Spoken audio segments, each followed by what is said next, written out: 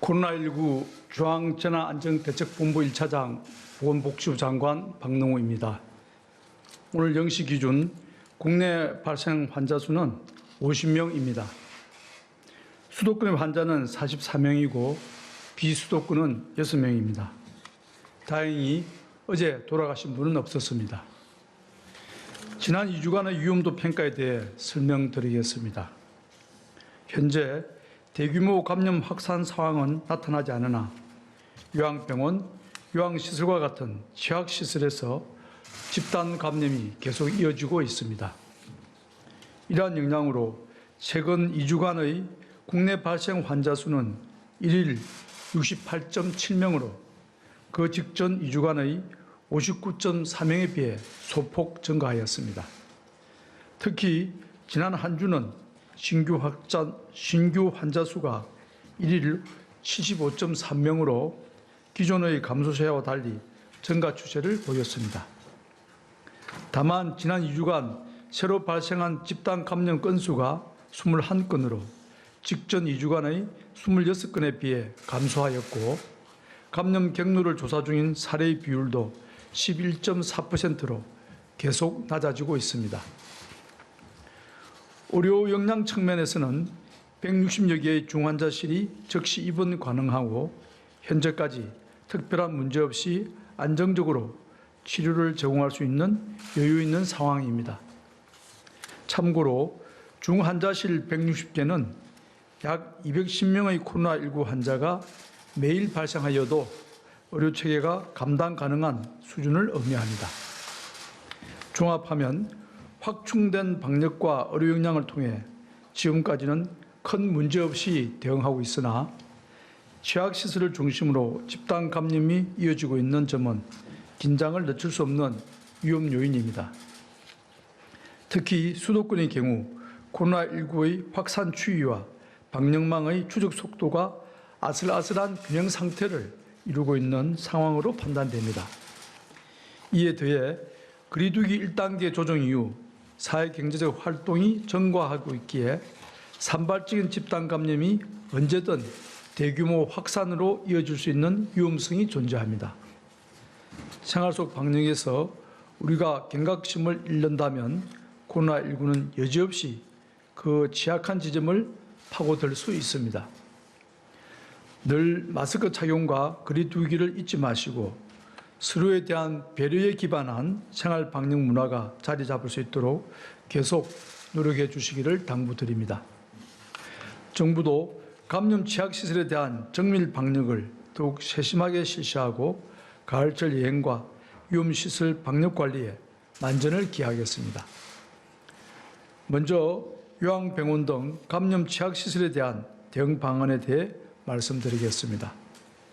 최근 집단 감염이 발생한 요양병원과 시설을 살펴보면 보다 세심한 관리가 필요한 위험 요인이 확인됩니다.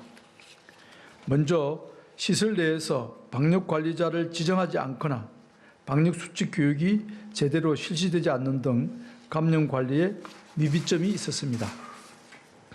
신규 입원 입소자에 대한 사전 검사나 종사자의 정상 감시와 유증상자에 대한 업무 배제, 면회객 등 일반인의 출입 통제 등이 철저히 지키지 않은 경우도 발견되었습니다.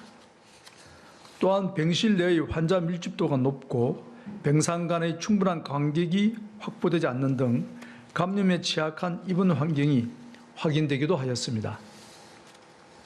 이에 따라 요양병원과 요양시설과 같은 고위험군을 대상으로 보다 정밀한 방역을 추진하고자 합니다. 먼저 감염 확산을 조기에 차단하기 위해 요양병원 등의 종사자와 이용자를 대상으로 선제적인 전수검사를 실시하고 있습니다. 현재 수도권은 10월 19일부터 이번 주까지 전수검사를 실시하고 있으며 비수도권은 수도권의 결과를 평가하여 지역별로 전수검사를 확대해 나가겠습니다.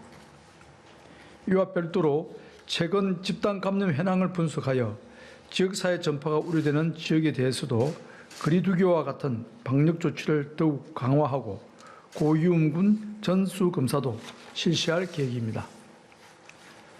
또한 지난 10월 22일부터 11월 4일까지 2주간 전국의 요양병원과 요양시설, 정신병원에 대해 방역수칙 이행 여부 등을 일제 점검하고 있습니다. 감염 취약시설에서 방역관리가 제대로 이루어질 수 있도록 종사자 교육과 점검을 더욱 강화하겠습니다. 종사자 행동수칙과 표준교육 동영상을 배포하고 요양병원 감염관리 교육 대상을 확대하겠습니다. 감염 취약시설에서의 방역수칙 준수와 위반 여부도 주기적으로 점검해 나가겠습니다.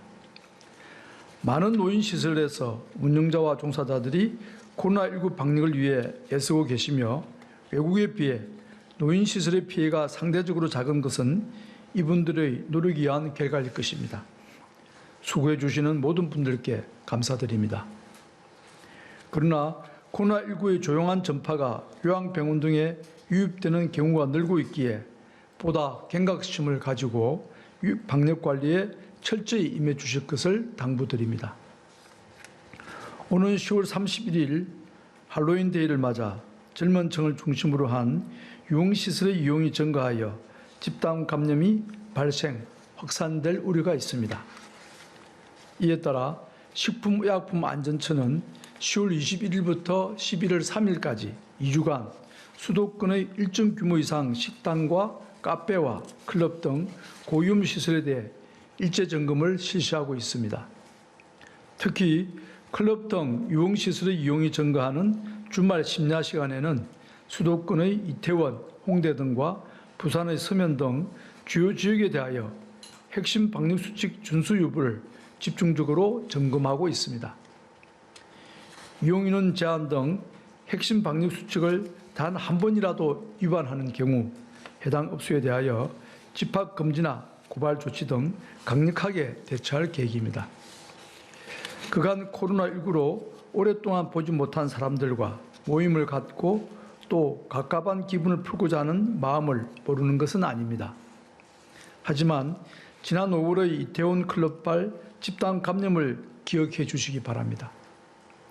잠깐의 방심이 우리 모두의 겨울을 힘들게 할 수 있습니다.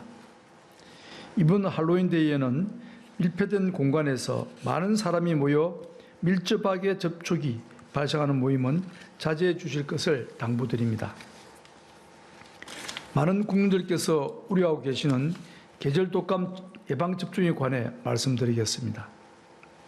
예방접종과 관련하여 국민들께 여러 염려를 끼쳐드린 점에 대해서 정부 당국자로서 진심으로 송구스럽다는 말씀을 드립니다. 예방접종 후 이상반응 신고 사례가 증가함에 따라 정부는 예방접종 전문위원회를 개최하여 그간의 조사 결과를 검토하고 보다 안전한 예방접종 방안에 대해 논의하고 있습니다. 어제 예방접종 전문위원회는 지금까지 검토한 26건의 사망 사례는 시간적 근접성이나 기저질환 또는 부검 결과를 볼 때 모두 예방접종과의 인과성이 매우 낮은 사례들이라고 판단하였습니다.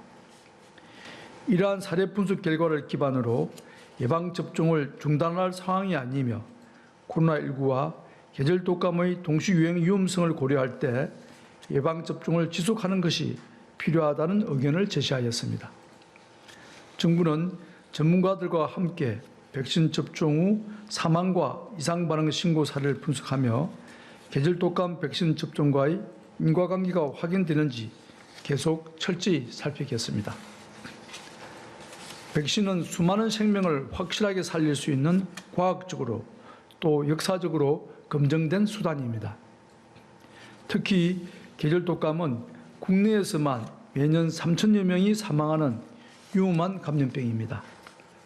이를 예방하기 위한 백신은 그 부작용에 비해 접종의 이익이 훨씬 크며 이에 대해서는 세계보건기구와 국내 전문가들 모두 의견을 함께 합니다.